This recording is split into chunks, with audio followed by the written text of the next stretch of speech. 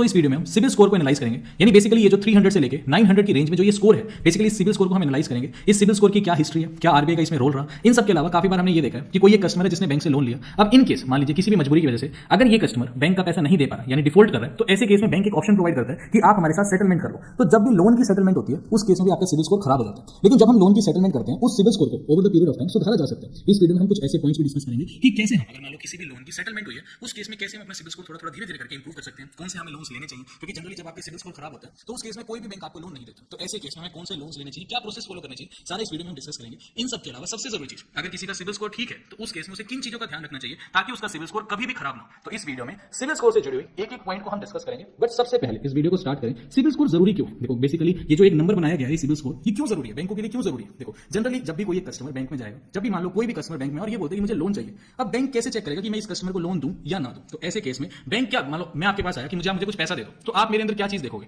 पहली चीज तो ये देखोगे कि क्या भविष्य में, ठीक है मैं अगर आज इस व्यक्ति को पैसा दे भी देता हूं, यानी आप मुझे पैसा दे भी दो, तो आप मेरे अंदर यही चीज चेक करोगे कि फ्यूचर में मुझे मेरा पैसा वापस मिलेगा या नहीं मिलेगा। और दूसरी चीज आप ये भी चेक करोगे कि मेरी कैपेसिटी कितनी है, यानी मेरी क्रेडिट वर्दीनेस कितनी है। ऐसा तो है नहीं कि मैं आपको आके कह रहा हूं कि मुझे 10 लाख रुपए का लोन दे दो और मेरी जो सैलरी है वो है 5,000 रुपए पर मंथ। तो ऐसे केस में तो सिंपली आप मुझे डिनाई कर दोगे कि मैं आपको पैसा नहीं दे सकता। तो ऐसे केस में बैंक भी कस्टमर के अंदर यही दो चीजें चेक करते हैं। पहली चीज कि कस्टमर की विलिंगनेस है पैसा देने की, यानी फ्यूचर में आज मैं कस्टमर को पैसा दे भी दूं तो बैंक यही सोचता है कि उसकी विलिंगनेस है, भविष्य में मुझे मेरा पैसा वापस लौटाएगा। और दूसरी चीज कस्टमर की क्रेडिट वर्दीनेस क्या है। तो ऐसे केस में ये जो दो सबसे इंपॉर्टेंट फैक्टर्स हैं, ये बैंक के पास खुद के पास तो होंगे नहीं, क्योंकि बैंक तो आपको जानता नहीं। तो बैंक पहुंच जाता है सिबिल के पास। सिबिल के पास पहुंचकर बैंक ये बोलता है कि ये कस्टमर है, ये इसका पैन कार्ड है, आप इसके पैन कार्ड से चेक करो इसकी पूरी की पूरी क्रेडिट हिस्ट्री कि पास्ट में इसने कोई लोन लिया था या नहीं लिया था, अगर लिया था तो कितनी ईएमआई इसने डिफॉल्ट की, अगर डिफॉल्ट नहीं की तो कितनी ईएमआई ऐसी हैं जो इसने टाइम पर नहीं भरी। कई बार क्या होता है कि मान लो कोई ईएमआई जो हमें 1 जनवरी को भरनी होती है लेकिन हम ईएमआई भरते हैं 1 फरवरी को या 1 मार्च को, तो जब आप ईएमआई लेट भरते हो तो वो भी आपका सिबिल स्कोर खराब करती है। एक पॉइंट अभी हम डिस्कस करेंगे आगे। तो ये जो पूरी की पूरी जन्म कुंडली है, यानी किसी भी कस्टमर की क्या क्रेडिट वर्दीनेस है, ये पूरी रिपोर्ट मिलती है सिबिल के पास। अब ये सिबिल के पास पूरी रिपोर्ट कैसे मिलती है, अब इसको समझने के लिए सबसे पहले हमें चलना होगा हिस्ट्री के अंदर। ये कहानी शुरू होती है साल 1994 में, जब पहली बार आरबीआई ने बैंकों को यह कहा कि कोई भी आपका ऐसा कस्टमर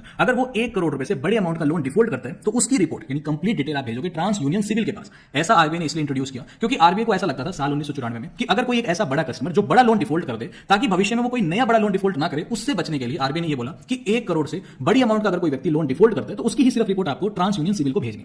फिर साल 1999 आते आते आरबीआई ने ये कहा कि जब लोन डिफॉल्ट हो जाता है तो बैंक रिकवर भी करता है। बैंक के एम्प्लॉइज को पता चल जाता है कि ये लोन जानबूझ के डिफॉल्ट किया गया या फिर हो सकता है कई बार बिजनेस फेल हो जाता है, किसी मजबूरी की वजह से डिफॉल्ट हुआ। तो अगर आरबीआई ने कहा कि अगर जो लोन है अगर वो विलफुल डिफॉल्ट है यानी जानबूझ के डिफॉल्ट किया गया, तो अगर उस लोन की अमाउंट 25 लाख रुपए से ज्यादा है तो बैंकों को ये रिपोर्ट करना होगा ट्रांस यूनियन सिबिल के पास। और अगर मान लो ठीक है किसी मजबूरी की वजह से आपने कोई फैक्ट्री लगाई नहीं चली, तो मान लीजिए उस केस में अगर 1 करोड़ से बड़ी अमाउंट है वही सेम प्रोसेस, तो फिर आपको ट्रांस यूनियन सिबिल को रिपोर्ट करना होगा। फिर साल 2002 आते आते आरबीआई ने ये कहा चाहे लोन की अमाउंट 100 रुपए क्यों ना हो, अगर कोई भी ऐसा कस्टमर जो बैंक का लोन डिफॉल्ट कर रहा है उसकी रिपोर्ट आपको करनी है ट्रांस यूनियन सिबिल के पास। अब ये जो ट्रांस यूनियन सिबिल है बेसिकली मैं भी आपको समझाता हूं, ये जो सिबिल है ये एक तरह से एस्टेब्लिश मतलब आप नहीं कह सकते बट स्टार्ट हो गया था 2000 के अंदर, यानी ईयर 2000 के अंदर। लेकिन ये जो ढंग से इनकॉर्पोरेट हुआ था यानी ढंग से इसने फंक्शनिंग स्टार्ट की थी साल 2004 के अंदर। अब इस केस में State Bank of India, HDFC और ट्रांस यूनियन ये 3 कंपनीज है जिसका 40% stake State Bank of India के पास था, 40% स्टेक एचडीएफसी बैंक के पास था और 10% स्टेक ट्रांस यूनियन कंपनी के पास था। यानी इन्होंने मिलकर इस सिबिल की फॉर्मेशन की थी, यानी इनका मिलकर प्लान था कि हम सिबिल को बनाएंगे। इन तीनों की हेल्प से सिबिल का फॉर्मेशन हुआ। और ये जो ट्रांस यूनियन है यानी जो कंपनी है ट्रांस यूनियन जिसके 10% शेयर होल्डिंग थी, इसके नाम की वजह से हम काफी बार ये बोलते थे कि बैंक जो सिबिल रिपोर्ट है, हम सिबिल सिबिल बोलते रहते हैं, इसीलिए हम बोलते हैं कि ये जो सिबिल रिपोर्ट है ये बैंक ट्रांस यूनियन सिबिल के पास भेजेंगे। तो ये थी इसकी छोटी सी एक हिस्ट्री। अब सिबिल स्कोर को एक बार समझे तो हर बैंक ने एक स्कोर बना दिया 300 से लेकर 900 के बीच में। अब जिसका जितना ज्यादा सिबिल स्कोर होगा यानी जिस कस्टमर का जितना ज्यादा सिबिल स्कोर होगा उसे बैंक से कम रेट ऑफ इंटरेस्ट पे लोन मिलेगा और ज्यादा अमाउंट का भी लोन मिल जाएगा और बहुत जल्दी लोन मिल जाएगा। तो ऐसे केस में एक स्कोर बना दिया जहां पर अगर आपका सिबिल स्कोर 300 से लेकर 550 के बीच में, वही बात पहले मैं आपको ये बुकिश लैंग्वेज पढ़ा रहा हूं, फिर बैंक में क्या चलता है वो भी समझाऊंगा। यानी प्रैक्टिकली बीइंग अ बैंकर मैं आपको बताऊंगा कि मुझे खुद 5 साल का एक्सपीरियंस है बैंक में। तो यहां पे पहले हम बुकिश लैंग्वेज समझते हैं। अगर आपका सिबिल स्कोर 300 से लेकर 550 के बीच में, तो इस केस में बैंक ये बोलते हैं जनरली कि आपका सिबिल स्कोर बिल्कुल बेकार है,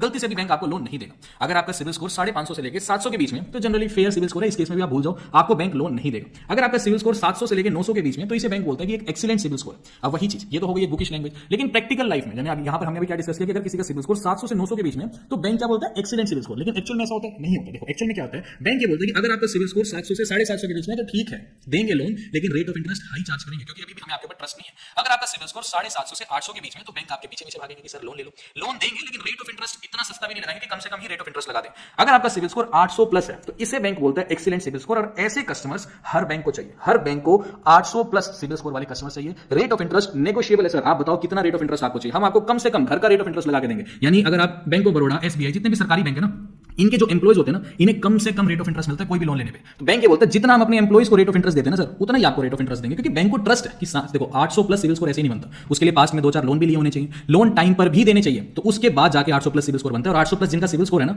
उन लोगों को पता है कि सिविल स्कोर की वैल्यू क्या है, तो बैंक उनके पीछे भागती है कि सर आप बस हमसे लोन ले लो, रेट ऑफ इंटरेस्ट हम देख लेंगे। तो 800 प्लस सिविल स्कोर बनाना काफी मुश्किल होता है। अब उसके बाद आगे समझते हैं, उसके बाद 3 कैटेगरी में बैंक लोन को रखता है। देखो जैसे मान लो किसी भी एक कस्टमर ने बैंक से लोन लिया, ठीक है, लोन ले लिया। अब मान लो इसकी जो भी ईएमआई थी पहले महीने, जो मान लो इन्होंने 1 जनवरी को ईएमआई भरनी थी, लेकिन 1 जनवरी को ईएमआई नहीं भरी, फिर 1 फरवरी को भी नहीं भरी, 1 मार्च को भी नहीं भरी, तो बैंक कैटेगरी बनाता है SMA 0, SMA 1, SMA 2, यानी स्पेशल मेंशन अकाउंट 0 कैटेगरी। इसमें वो कस्टमर्स रखते हैं जो 1 ईएमआई डिफॉल्ट करते हैं, फिर SMA 1 जो 2 ईएमआई डिफॉल्ट कर चुके होते हैं, फिर स्पेशल मेंशन अकाउंट 2 जो 3 ईएमआई डिफॉल्ट कर चुके होते हैं। अब ऐसे केस में आपको पता ही है, जब भी कोई लोन 90 डेज तक नहीं भरा गया, कोई भी ईएमआई 90 डे तक अगर आपने नहीं भरी बीइंग अ कस्टमर, तो ये डिक्लेयर हो जाता है एनपीए, यानी नॉन परफॉर्मिंग एसेट। अब ये तीनों एसएमए स्पेशल मेंशन अकाउंट की एक लिस्ट बना के बैंक भेज देगा सिविल के पास। जैसे ही ये स्पेशल मेंशन अकाउंट 2 कंप्लीट होगा, आपकी रिपोर्ट सिविल के पास जाएगी और आपका धड़ल्ले से सिविल स्कोर डाउन चला जाएगा। हालांकि आपका लोन अभी भी चल रहा है, लेकिन फिर भी आपका सिविल स्कोर इंपैक्ट हो चुका है। तो ये कभी भी मत सोचना कि मेरा तो ऑलरेडी, मान लो किसी ने लेट्स से कि 20 लाख रुपए की गाड़ी परचेज की और कार लोन चल रहा है 18 लाख रुपए। ऐसे केस में 2-4 3-4 ईएमआई वो लगातार क्या करते हैं, पोस्टपोन करता चला जाता है। ठीक है भर देंगे, भर तो रहे हैं ना, लोन तो चल रहा है ना। तो ऐसे केस में उसको ये नहीं पता कि मेरा सिविल स्कोर खराब हो रहा है, उसको लगता है कि लोन तो चल ही रहा है, लोन तो मेरे नाम निकला ही हुआ है, तो मेरा कहां से सिविल स्कोर खराब होगा, भर देंगे। उसकी इंटेंशन खराब नहीं है, उसके मन में है कि मैं 18 लाख का पूरा लोन भरूंगा, लेकिन नॉलेज नहीं है। ऐसे में वो सोचता है अच्छा 1 जनवरी को ईएमआई भरनी थी ना, 1 मार्च को भर देंगे, 1 अप्रैल को भर देंगे, क्या हुआ, बैंक का पैसा ही है ना, कोई बात नहीं, पेनल्टी लगाएगा, पेनल्टी के साथ भर देंगे, अभी थोड़ा बिजनेस टाइट चल रहा है। ऐसे केस में उन कस्टमर्स को मैं यही कहना चाहूंगा, अगर 1 जनवरी को ईएमआई की डेट है तो 1 दिन पहले ही पैसा भर दो, क्योंकि जितनी भी ईएमआई आपकी बाउंस होंगे उतना ही सिविल स्कोर भी धीरे धीरे करके आपका खराब होता चला जाएगा। ठीक है ये लोन चल रहा है, लोन कंप्लीट हो जाएगा, लेकिन सिविल स्कोर 800 से ज्यादा कभी भी नहीं जाएगा, सिविल स्कोर वही 700 से 750 की रेंज में आ जाएगा। पूरा लोन तो भरना ही है, तब एकदम मैं ये नहीं कहता कि पूरा सिविल स्कोर खराब हो जाएगा, लेकिन 800 प्लस के पार नहीं जाएगा, हमेशा वही 700 750 हो सकता है। एक बैंक अलाउ कर दे, अगली बार जब आप लोन के लिए अप्लाई करोगे उस टाइम पे आपसे फिर high rate of interest charge किया जाएगा। तो सिविल स्कोर परफेक्ट चाहिए तो ईएमआई टाइम पर भरनी पड़ेगी। इसके बाद एक चीज डिस्कस करते हैं, काफी लोगों का मेरे पास कमेंट आता है कि सर मान लो कि कोई ऐसा कस्टमर है जिसने पास्ट में कभी भी जिंदगी में लोन नहीं लिया हो, मान लो कोई भी एक ऐसा स्टूडेंट है जिसने भी ग्रेजुएशन कंप्लीट किया, नई जॉब लगा, मान लो कि अब वो नया जॉब लग गया, उसकी इनकम आनी शुरू हो गई है, ऐसे में सैलरी स्लिप वो बैंक को दिखाएगा, लेकिन पास्ट में कभी भी लोन नहीं लिया। मान लो घर में एक हस्बैंड बहुत अच्छी इनकम के साथ पैसा कमाता है, हाउस वाइफ है जिसने लाइफ में पहले कभी भी लोन नहीं लिया, तो ऐसे केस में जिन लोगों ने जिंदगी में पहली बार लोन लेना है उनका सिविल स्कोर क्या होता है? देखो उनका सिविल स्कोर बैंक बोलते हैं -1। अब ये मत सोच लेना कि इनका very very very poor CIBIL score है, -1 बस एक नंबर है ये दिखाने के लिए कि ये लोग पहली बार लोन ले रहे हैं। अब ऐसे केस में बैंक इनको लोन देगा, पर क्या चीज चेक करेगा? अगर कोई सैलरीड है तो उसकी सैलरी स्लिप चेक करेगा, अगर कोई बिजनेस करता है तो उसकी आईटीआर चेक करेगा कि ये कितनी आईटीआर भरता है। ऐसे मान लो अगर कोई हाउस वाइफ है, ठीक है, वो आईटीआर भी फाइल करती है, तो उसके हस्बैंड की भी इनकम चेक कर ली जाएगी कि बेसिकली पूरी फैमिली की इनकम कितनी बन रही है, तो इनकम के बिहाफ पे लोन दिया जाता है। रेट ऑफ इंटरेस्ट अगेन बिल्कुल लोएस्ट नहीं लगाया जाएगा, रेट ऑफ इंटरेस्ट हाई लगाया जाएगा, यानी आप मान के चलो अगर इनकम अच्छी है तो इन्हें ये जो 700 से 750 की कैटेगरी है ना, इसके बीच में रख दिया जाता है। इनको जो 700 से 750 की जो कैटेगरी है, इनको जो रेट ऑफ इंटरेस्ट मिलता है वही रेट ऑफ इंटरेस्ट इनको मिलेगा जो पहली बार लाइफ में लोन ले रहे हैं। इसके बाद एक बार हम डिस्कस कर लेते हैं सिविल रिपोर्ट में, यानी जनरली जो भी आपका बैंक है वो जो सिविल रिपोर्ट आपकी भेजता है उसके अंदर क्या क्या चीजें रखता है। देखो वैसे आरबीआई ने बैंकों को ये कहा हुआ है कि जो भी आपके कस्टमर है, यानी जिस भी कस्टमर ने आपसे लोन लिया, उन सारे कस्टमर्स की सिविल रिपोर्ट आप हर 30 डेज में या फिर हर 45 डेज में ट्रांस यूनियन सिविल के पास भेजोगे। चाहे वो कस्टमर टाइम पर ईएमआई भर रहा हो, चाहे वो कस्टमर टाइम पर ईएमआई ना भर रहा हो, हर 30 से लेकर 45 डेज के इंटरवल के अंदर बैंकों को हर कस्टमर की रिपोर्ट ट्रांस यूनियन सिविल के पास भेजनी पड़ती है। अब यहां पर ऐसा क्यों किया जाता है? क्योंकि मान लो मैं कस्टमर, ठीक है, मैंने एक कार लोन ले रखा है स्टेट बैंक ऑफ इंडिया से, मान लो कि लेट्स से 10 लाख रुपए की गाड़ी, ठीक है। अब ठीक है मैं यहां पर टाइमली पैसा भर रहा हूं तो चलो अच्छी बात है, मेरी एक अच्छी सिविल रिपोर्ट चली जाएगी ट्रांस यूनियन सिविल के पास। अब ऐसा इसलिए किया गया कि मान लो कल को मैं बैंक ऑफ बड़ौदा जाता हूं, मुझे लगता है कि मुझे एक होम लोन लेना है, तो ऐसे केस में क्योंकि मेरा सिविल स्कोर परफेक्ट है तो यहां पे बैंक ऑफ बड़ौदा मुझे अलाउ कर देगा। अगर मान लो स्टेट बैंक ऑफ इंडिया में मेरा एक कार लोन चल रहा था 10 लाख का, लेकिन मैं उसकी किस्तें टाइम पर भर ही नहीं रहा, बैंक मेरे पीछे पड़ा हुआ है कि गाड़ी सरेंडर कर लेंगे, पैसा आप भर नहीं रहे हो, अगर ये report State Bank of India timely CIBIL के पास नहीं भेजता तो ऐसे केस में तो मेरा लोन चल ही रहा है, ऑलरेडी रनिंग लोन है। मैं कल को बैंक ऑफ बड़ौदा चला जाऊंगा, मैं कहूंगा कि एक और गाड़ी खरीदनी है, नया लोन दे दो। अब बैंक ऑफ बड़ौदा मेरी पूरी की पूरी क्रेडिट वर्दीनेस चेक कर सके, इसीलिए हर 30 से लेकर 45 डेज के इंटरवल में हर बैंकों को आरबीआई ने कहा कि आपको अपनी रिपोर्ट ट्रांस यूनियन सिविल के पास भेजनी पड़ेगी। अब यहां पर हम एक चीज ये डिस्कस कर लेते हैं कि अगर मान लो कोई एक ऐसा कस्टमर है जिसका सिविल स्कोर एकदम परफेक्ट चल रहा है, तो इस कस्टमर को किन चीजों का ध्यान रखना चाहिए कि इसका सिविल स्कोर कभी भी खराब ना हो। तो सबसे पहले जो भी आप क्रेडिट कार्ड्स बैंक से लेते हो, तो क्रेडिट कार्ड आपने ले लिया, मान लो उस क्रेडिट कार्ड की लिमिट बनी 1 लाख रुपए, ऐसा नहीं है कि पूरी की पूरी लिमिट आपने एग्जॉस्ट कर दिया, आपने उसमें से 90,000 95,000 रुपए खर्च कर रखे। ऐसे में अगर मान लो आप 90-95% लिमिट यूज कर लेते हो क्रेडिट कार्ड की रेगुलरली, तो इससे भी आपका सिविल स्कोर डाउन जाता है। जनरली आपको 1 लाख की लिमिट है तो 30,000 से 40,000 रुपए ही खर्च करने हैं। अगर मान लो लिमिट जितनी भी है, जैसे कि मान लो जितनी भी लिमिट है तो उसका 30 to 40% ही आपको यूज करना है। अब ऐसे में काफी लोग ये कहेंगे जब 1 लाख की लिमिट है तो उसमें से सिर्फ 30% क्यों यूज करें, जब हम यूज पूरा कर सकते हैं। तो ऐसे में अगर आपके खर्चे ज्यादा है ना तो आप एक काम कर सकते हो, देखो कंसेप्ट 30 to 40% का लगाना, बैंक को ये बोलो कि मेरी लिमिट बढ़ा के 3 लाख कर दो, जब 3 लाख की लिमिट हो जाएगी तो उसका 30% वैसे भी 90,000 हो जाएगा। तो ऐसे में आप अपनी क्रेडिट की लिमिट बढ़वा लो, आपको तो पता ही है कि मेरे खर्चे इतने हैं, तो क्रेडिट कार्ड की लिमिट बढ़वा लो, तो ये एक बेस्ट सोल्यूशन है। दूसरा ये है कि जब भी आप लोन लेते हो ना, तो दो प्रकार के लोन होते हैं, पहला होता है सिक्योर लोन और दूसरा होता है अनसिक्योर लोन। सिक्योर लोन जैसे आपका car loan, home loan, gold loan, ये सिक्योर्ड है। जैसे मान लो होम लोन की किस्तें देना बंद करोगे तो बैंक आपका घर खाली करवा लेगा। अगर कार लोन की किस्तें नहीं भरेगा कोई कस्टमर तो उस कस्टमर से बैंक उसकी गाड़ी ले जाएगा। गोल्ड लोन की किस्तें नहीं भरेगा तो बैंक क्या करता है, गोल्ड ऑक्शन करवा देता है और अपना पैसा रिकवर कर लेता है। दूसरी तरफ अनसिक्योर लोन कौन से होते हैं, जैसे कि आपका पर्सनल लोन, आपके क्रेडिट कार्ड, यानी आपकी कोई भी चीज बैंक के पास गिरवी नहीं है, बस सीधा बैंक ने आपका सिविल स्कोर देखकर आप पे ट्रस्ट करके आपको लोन दे दी। तो ऐसे में अगर कोई एक ऐसा कस्टमर है जो बहुत ज्यादा अनसिक्योर लोन बैंकों से ले रहा है, लगातार अनसिक्योर लोन ले रहा है, तब भी सिविल स्कोर धीरे धीरे इंपैक्ट होता है। यानी एक मिक्सचर से आपको लेना सिक्योर और अनसिक्योर लोन्स का। जैसे आपको मैं एक एग्जांपल बताता हूं, काफी लोग क्या करते हैं, देखो जब किसी को मान लो लेट्स से कि घर बनाना है, ठीक है, घर बनाने के लिए उसको पता है कि मेरी टोटल इन्वेस्टमेंट ना 50 लाख आएगी, तो उसको पता है कि मेरे पास 30 लाख रुपए, बहुत सारे केसेस में होता है, बहुत सारे कस्टमर्स के साथ उसको पता है कि मेरे पास 30 लाख रुपए ना एक तरह से ऐसा है कि मैं अरेंज कर ही लूंगा फैमिली के अंदर से, मुझे कितने पैसे चाहिए, 20 लाख रुपए। अब ये कस्टमर सोचता है यार अगर होम लोन के लिए अप्लाई किया ना तो बहुत लंबा प्रोसेस है कि यार ये डॉक्यूमेंट, घर के डॉक्यूमेंट, रजिस्ट्री, 13 साल की प्रॉपर्टी चेन, एक लंबा प्रोसेस है। तो वो सोचता है क्यों ना 20 लाख रुपए का मैं पर्सनल लोन ही अप्लाई कर लूं, थोड़ा सा रेट ऑफ इंटरेस्ट तो ज्यादा आएगा लेकिन इंस्टेंटली एक हफ्ते के अंदर मेरे पास 20 लाख रुपए आ जाएंगे। तो ऐसे केस में इस कस्टमर ने क्या गलती की, जब ये सिक्योर लोन ले सकता था होम लोन, तो इसने कौन सा लोन ले लिया, अनसिक्योर लोन ले लिया। अब अनसिक्योर लोन 20 लाख रुपए का उठा लिया, तो ऐसे केस में एक लोन बढ़ गया अनसिक्योर्ड के नाम से इसके अकाउंट में, यानी एक अनसिक्योर्ड लोन इसके पास शुरू हो गया। सिविल स्कोर थोड़ा सा डाउन तो जाएगा, हाँ ठीक है, टाइम पर पैसा भरेगा तो सिविल स्कोर इंपैक्ट नहीं होगा, लेकिन लगातार अगर ये अनसिक्योर्ड लोन आगे और भी लेते हैं, मान लो क्रेडिट कार्ड भी ले रखा होगा, ऑब्वियस सी बात है, तो 2 अनसिक्योर्ड लोन हो गए, तो ऐसे में फिर सिविल स्कोर इंपैक्ट होता है। तीसरी चीज, जो आप लोन लेते हो उसका टेन्योर भी डिसाइड करता है कि आपका सिविल स्कोर कितना रहेगा। ज्यादा लंबे समय के लिए लोन लोगे तो सिविल स्कोर इंप्रूव होता है, लेकिन अगर छोटे टाइम के लिए लोगे, 1 साल के लिए ले लिया, 6 महीने के लिए ले लिया, तो ऐसे केस में फिर सिविल स्कोर डाउन जाता है। अब इसके बाद एक बार हम ये डिस्कस करते हैं कि मान लो कोई एक कस्टमर था जिसने बैंक से लोन लिया, अब हो सकता है किसी भी मजबूरी की वजह से ये कस्टमर बैंक का पैसा नहीं रीपे कर पाया, यानी यहां पर क्या हुआ, लोन का डिफॉल्ट हो गया। तो जब भी कोई लोन डिफॉल्ट होता है ना तो बैंक आपको एक ऑप्शन प्रोवाइड करता है सेटलमेंट का, कि ठीक है आपने 5 लाख रुपए का लोन डिफॉल्ट कर दिया, हम समझ रहे हैं कि आपकी मजबूरी थी, तो आप ऐसा करो एक सेटलमेंट कर देते हैं। ये सेटलमेंट कहीं पे भी हो सकते हैं बैंक कहे कि आप मुझे 2 लाख दे दो, अकाउंट हम क्लोज कर देंगे, हो सकता है बैंक कहे 3 लाख दे दो। तो एक बीच में बैंक और कस्टमर के बीच की सेटलमेंट की बात है, क्योंकि पहले क्या होता है जब भी कोई लोन डिफॉल्ट होता है ना तो बैंक सबसे पहले कस्टमर से भी बात नहीं करता,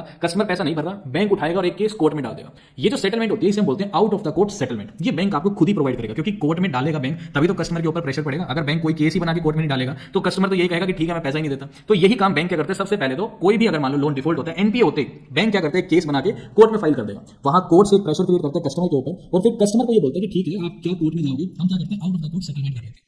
तो ये बैंक खुद ही आपको ऑप्शन प्रोवाइड करते हैं सेटलमेंट का। अगर आप जनरली बैंकिंग में थोड़े बहुत भी अवेयर होगे तो सबको पता ही होता है कि ठीक है सेटलमेंट होती है। तो एक जब सेटलमेंट हो जाती है कि ठीक है चलो आधा पैसा देके बैंक मेरे को परेशान करना तो एटलीस्ट बंद कर देगा, ठीक है मैं पैसा भी नहीं दे पाया, डिफॉल्ट भी मैंने किया, गलती भी मेरी नहीं। कस्टमर ये होता है कि कस्टमर की गलती बैंक की क्या गलती है, बैंक ने तो पैसा दे ही दिया कस्टमर को। अब यहाँ कस्टमर जब पैसा नहीं दे पा रहा तो जब सेटलमेंट हो जाती है आधे अमाउंट में तो अकाउंट तो क्लोज हो जाता है, यानी लोन अकाउंट जो चल रहा था वो अकाउंट क्लोज हो जाएगा, बैंक आपको कभी भी परेशान नहीं करेगा। लेकिन जब सेटलमेंट होती है तब आपका सिविल स्कोर खराब होता है। चाहे देखो अगर 5 लाख का लोन है ना, जो मैं आपको इन्फॉर्मेशन की बात बताता हूँ, मान लो आपने 5 लाख का बैंक से लोन लिया, राइट। अगर आप बैंक को ये बोलते हो ना कि मैं आपको 4,99,999 रुपए दे रहा हूँ और आपने 1 रुपया नहीं दिया ना, तो वो 1 रुपया भी आपका सिविल स्कोर खराब कर देगा।